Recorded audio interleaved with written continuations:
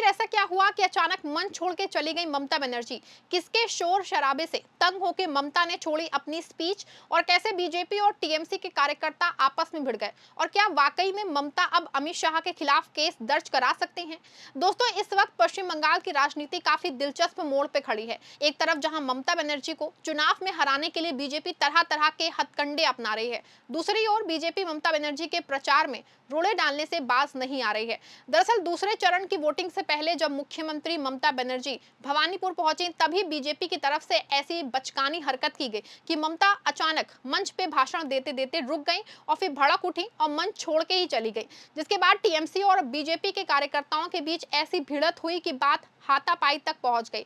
वहीं ममता बनर्जी ने अमित शाह को खुली चुनौती देते हुए सीधे उनके ऊपर केस दर्ज करने का ऐलान कर दिया है। इसके अलावा ममता बनर्जी की एक तस्वीर सामने आई है जहां ममता बनर्जी मोटरसाइकिल पे पीछे बैठ के चुनाव प्रचार के लिए निकल पड़ी हैं।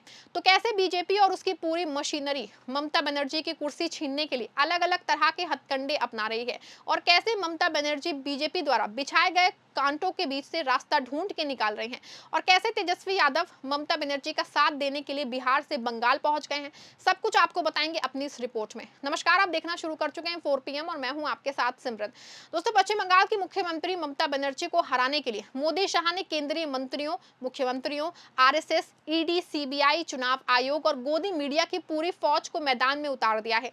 लेकिन इसके बावजूद अकेली ममता बनर्जी पूरी बीजेपी मशीनरी पे भारी पड़ती नजर आ रही हैं। अब देखिए, पश्चिम बंगाल में दूसरे चरण के चुनाव के लिए प्रचार प्रसार जोर शोर से चल रहा है। तो वहीं शनिवार को एक अजीब स्थिति देखने को मिली जब भवानीपुर में मुख्यमंत्री ममता बनर्जी की रैली स्थल से मुश्किलों से 100 मीटर दूर की बीजेपी नेता शुभेंदु अधिकारी की सभा हो रही थी। ऐसे में टीएमसी और बीजेपी के कार्यकर्ताओं में टकराव की स्थिति पैदा हो गई।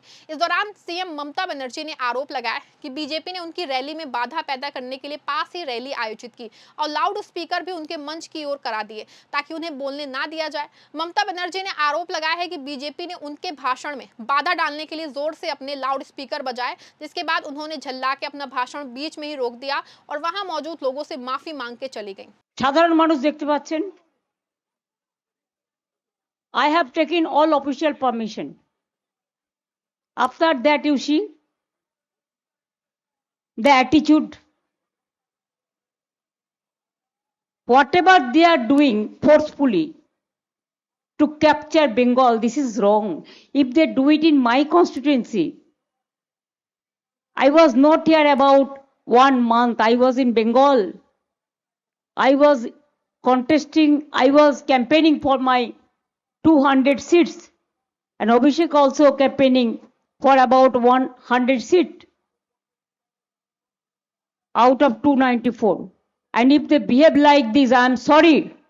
I have to take my legal action, and I will do that.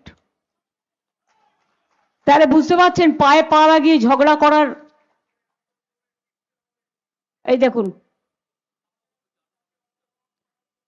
সামনে চিৎকার করছে যাতে আমি মিটিংটা করতে না পারি। মা ভাই বোনেরা আমায় ক্ষমা করবেন, আমি আপনাদের সবার কাছে ক্ষমা চেয়ে নিচ্ছি। আমি কালকে এখানে র্যালি করে দেবো। আমি এই অসভ্যতামিটা করতে পারবো না, এটা খুব ইনসাল্টিং, এটা খুব হিউমিলিয়েশন। আমি আপনাদের নমস্কার জানিয়ে আমি বিদায় নিচ্ছি। আমায় ক্ষমা করবেন, যদি পারেন ভোটটা আমায় দেবেন, আমার সিম্বল নাম্বার 2। বাট এর প্রতিবাদে আপনাদের কিন্তু ভোটটা দিতে হবে। আমাকে মিটিং করতে পর্যন্ত দিচ্ছে না। আমাকে মিটিং করতে আমি পারমিশন নিয়েছি অফিशियली, তাও। दोस्तों, आज सत्ता की आंखों में आंखें डाल के पत्रकारिता करना मुश्किल हो गया है। हमारे 4 PM नेशनल यूट्यूब और फेसबुक चैनल को, जिसे आपका प्यार और विश्वास हमेशा से मिलता रहा है, उसे बंद करके सरकार ने ये साबित कर दिया है कि वो आपके सवालों से कितना डरती है। मुश्किल दौर है, लेकिन हम ना रुके थे और ना ही रुकेंगे। हम सच के लिए हमेशा लड़ते रहेंगे। ऐसे में 4 PM यूपी को ज्यादा से ज्यादा ज्वाइन करें और स्वतंत्र पत्रकारिता को जिंदा रखने के लिए जितना हो सके उतना हमारा आर्थिक सहयोग करें। आपके सहयोग से ये जंग हम जीत के रहेंगे। अब देखिए, ममता बनर्जी के जाने के बाद टीएमसी कार्यकर्ता अधिकारी की रैली की तरफ चल पड़े और विरोध करने लगे, जिसके बाद जम के नारेबाजी हुई। टीएमसी और बीजेपी के कार्यकर्ताओं के बीच हाथापाई की नौबत आ गई। हालांकि वहां तैनात पुलिस बल ने लोगों को तितर बितर कर दिया, लेकिन इस दौरान कैसे माहौल गड़बड़ा गया था, इसकी एक झलक देख लीजिए।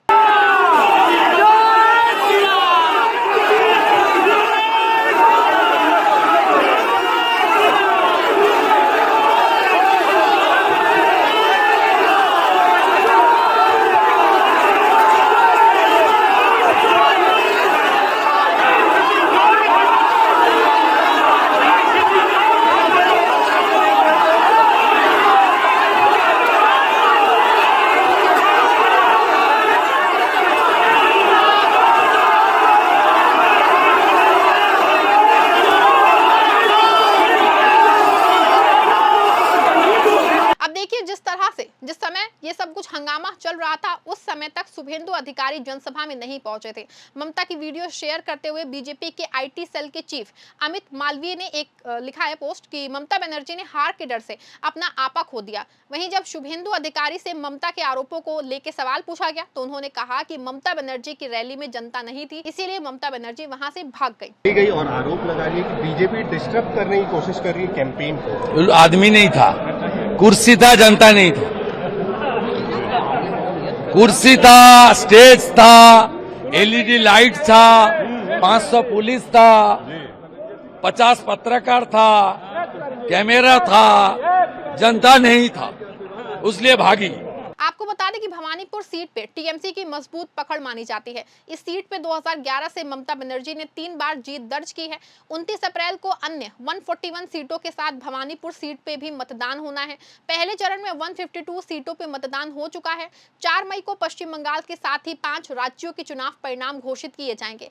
इससे पहले दोनों पार्टियां अपनी जान फूंक रही हैं। एक तरफ जहां पीएम मोदी नौका विहार करके फोटोशूट करवा रहे हैं, वहीं इसी बीच ममता दीदी का एक वीडियो सामने आया है जिसमें ममता दीदी चुनाव प्रचार के लिए मोटरसाइकिल का इस्तेमाल करती दिखाई दे रही हैं। वहीं इसी बीच मुख्यमंत्री ममता बनर्जी ने केंद्रीय गृह मंत्री अमित शाह के खिलाफ मोर्चा खोल दिया है। दरअसल पिछले कई दिनों से गृह मंत्री अमित शाह ममता बनर्जी के कार्यकर्ताओं को डराने और भड़काने में लगे हैं। वो भाषा की मर्यादा को भूल के बार बार ममता बनर्जी के कार्यकर्ताओं को चुनाव के बाद उल्टा लटकाने का भड़काऊ भाषण दे रहे हैं और चुनाव आयोग सो रहा है। अमित शाह के इसी बयान का पलटवार करते हुए ममता ने कहा कि अमित शाह ने जो बयान दिया है कि गुंडों को उल्टा लटका देंगे, ये बयान एक गृह मंत्री के मुंह से नहीं निकलना चाहिए। ये अपराध है, हम इसके खिलाफ कोर्ट में केस करेंगे। पश्चिम बंगाल की मुख्यमंत्री ममता बनर्जी ने हुगली के उत्तर पारा में एक बड़ी सभा के दौरान केंद्रीय गृह मंत्री अमित शाह और प्रधानमंत्री नरेंद्र मोदी दोनों पे जम के हमला बोला। मुख्यमंत्री ममता ने कहा कि गृह मंत्री देश की कानून व्यवस्था का इंचार्ज होता है, वो खुद हिंसा की बात करें, लटकाने की बात करें तो देश का कानून क्या करेगा? ये अपराध है, हम इसके खिलाफ कोर्ट में केस करेंगे। জিজ্ঞেস করুন আপনি কি করে দাঁড়িয়ে মিটিং এ বলছেন যে ঝুলিয়ে দেওয়া হবে পা ওপরে আর মাথা নিচে, আপনি হিংসার কথা বলছেন, সন্ত্রাসের কথা বলছেন, কিন্তু আমি জানি কোনো ব্যবস্থা এদের বিরুদ্ধে কেউ নেবে না। কিন্তু লয়ার যারা এখানে আছেন তাদের বলবো, ভিডিও আমার কাছে আছে, আমি দেবাঞ্জনকে দিয়েছি, কেস করবেন। এটা ইটস এ ক্রাইম, এ কথা হোম মিনিস্টার বলতে পারে না। আমি যেমন বলতে পারি না, অন্যরাও বলতে পারে না।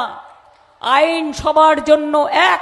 अब देखिए, एक तरफ जहां ममता बनर्जी अकेले ही बीजेपी पे भारी पड़ रही हैं, तो वहीं अब राजद प्रमुख तेजस्वी यादव भी उनको सपोर्ट करने के लिए मैदान में उतर आए हैं।